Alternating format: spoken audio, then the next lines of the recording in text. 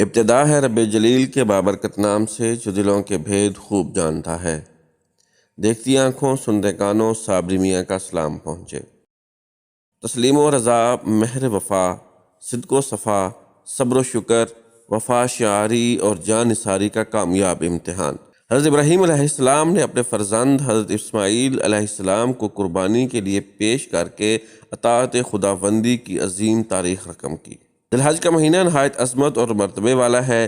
اس مہینے کا چاند نظر آتے ہی ہر مسلمان کے دل میں اس عظیم الشان قربانی کی یاد تازہ ہو جاتی ہے جس کی مثال روز آخرت تک نہیں مل سکے گی۔ یہ ماہ مبارک حضرت ابراہیم علیہ السلام کی یادگار ہے جن کی پوری زندگی قربانی کی بے مثال تصویر ہے۔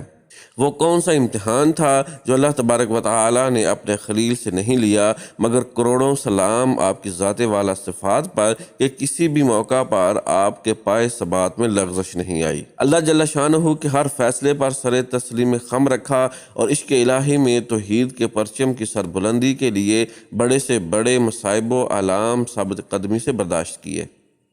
حضرت ابراہیم علیہ السلام کی عزت و عظمت، آپ علیہ السلام کے تقدس و احترام کا یہ عالم ہے کہ دنیا کے بڑے مذاہب کے ماننے والے مسلمان، عیسائی اور یہودی بھی آپ کو اللہ تعالیٰ کا عظیم المرتبت پیغمبر مانتے ہیں۔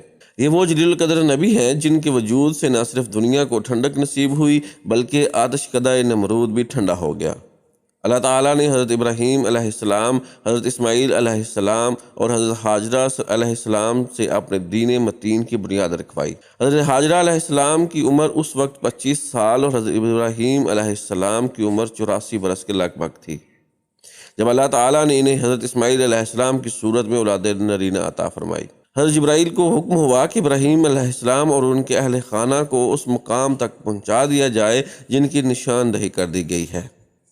جبرائیل نے حضرت ابراہیم علیہ السلام کی اونٹنی کی مہار تھامی اور انہیں اس مقام پر چھوڑ آئے جہاں نہ زندگی کا کوئی وجود تھا، نہ چرند پرند، نہ سبزہ پانی اور نہ دور دور تک کسی آبادی کا نام و نشان موجود تھا۔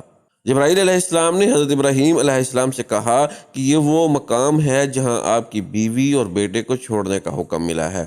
حضرت ابراہیم علیہ السلام نے فرمایا، یہاں یعنی اس جگہ پر جہاں زندگی کی کوئی امید نہیں، اپنی محبوب بیوی اور برسوں کی دعاؤں کی مراد لخت جگر کو تنہا چھوڑ جاؤں؟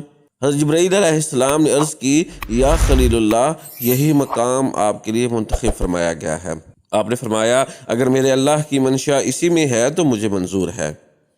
حضرت ابراہیم علیہ السلام نے اونٹنی کی مہار تھامی اور واپسی کے لیے چل دیے۔ حضرت حاجرہ علیہ السلام نے مہار تھام لی اور پوچھا، کہاں جا رہے ہیں؟ آپ خاموش رہے۔ پھر پوچھا، ہمیں یہاں کس کے سہارے چھوڑ کر جا رہے ہیں؟ آپ خاموش رہے۔ حضرت حاجرہ علیہ السلام آپ کی خاموشی کا سبب سمجھ گئیں اور کہا، کیا یہ رب کریم کا حکم ہے؟ آپ نے اس بات میں سر ہلایا تو بی بی حاجرہ بولیں، اچھا جائیں، اگر یہ اللہ کا حکم ہے تو اللہ ہمیں ضائع نہیں ہونے دے گا۔ میاہ اونچے پہاڑوں کے درمیان ایک سیاہ وادی میں حضرت حاجرہ علیہ السلام اپنے شیر خوار بچے کے ہمراہ تن تنہا بیٹھی آسمان کو تکتی رہیں۔ چار سو خاموشی اور وحشت کا عالم تھا، نہ جانے وہ پہلی سیاہ رات انہوں نے کیسے گزاری ہوگی۔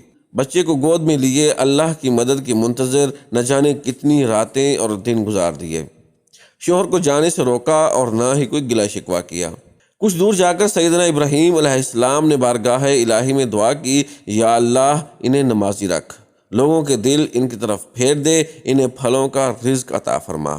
اللہ تعالیٰ نے اپنے خلیل کی دعا کو شرف قبولیت عطا فرمایا اور ایسی ویران اور بنجر وادی میں پینے کے لیے زمزم کا چشمہ بھی جاری کر دیا اور کھانے کے لیے نایاب پھل مہیا فرمائے۔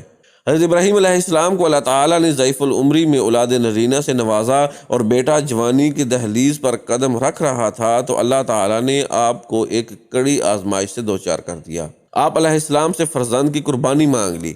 اللہ کی رضا پر راضی اور صابر و شاکر باپ بیٹے نے حکم خداوندی کے سامنے تسلیم و رضا کی وہ مثال پیش کی کہ جس کی یاد رہتی دنیا تک منائی جاتی رہے گی۔ چشم فلک نے شاید روئے زمین پر ایسا نظارہ کبھی نہ دیکھا ہو کہ والد اپنی ضعیف العمری میں اپنے اکلوتے فرزند کو راہ خدا میں قربان کرنے جا رہا ہو، اور بیٹا بھی ایسا کہ یہ سوچ کر کہ والد کی نظریں اس کے چہرے پر پڑیں تو کہیں ان کا ہاتھ نہ کپ کپا جائے، پیٹ کے بل زمین پر لیٹ گیا۔ اس عظیم منظر کو ہمیشہ کے لیے قرآن حکیم میں محفوظ کر لیا گیا۔ اس بے مثال واقعہ کو گزرے صدیاں بیت گئیں، مگر آج بھی اس عظیم الشان واقعہ کی یاد دنیا بھر میں پوری شان و شوکت سے منائی جاتی ہے۔ حضرت ابراہیم علیہ السلام اللہ تعالیٰ کے پرستگیدہ پیغمبر اور خلیل اللہ تھے۔ آپ کی ساری زندگی آزمائشوں اور ابتلاؤں سے بھری پڑی ہے، لیکن آپ علیہ السلام ہر امتحان میں سرخرو پائے گئے۔ حضرت ابراہیم علیہ السلام کو خواب میں ان کے لخت جگر کو ذبح کرنے کا حکم دیا گیا۔ آپ علیہ السلام نے بیٹے حضرت اسماعیل علیہ السلام کے گلے پر چھری رکھ دی۔ خلیل اللہ نے اپنا وعدہ سچ کر دکھایا۔ چونکہ اس آزمائش کا مقصد باپ اور بیٹے کے تسلیم و رضا کا امتحان لینا تھا، لہٰذا خلیل اللہ اور فرزند اسماعیل علیہ السلام اس آزمائش میں ثابت قدم پائے گئے۔ اللہ تعالیٰ نے آپ کی اطاعت کو شعار اللہ بنا دیا، اس ادائے عشق کو دین کا واجب رکن قرار دے دیا۔ اسماعیل علیہ السلام کے فدیہ میں ایک مینڈا پیش کر دیا گیا۔ عید الاضحیٰ اسی بے مثال واقعہ کی یاد دہانی کا نام ہے۔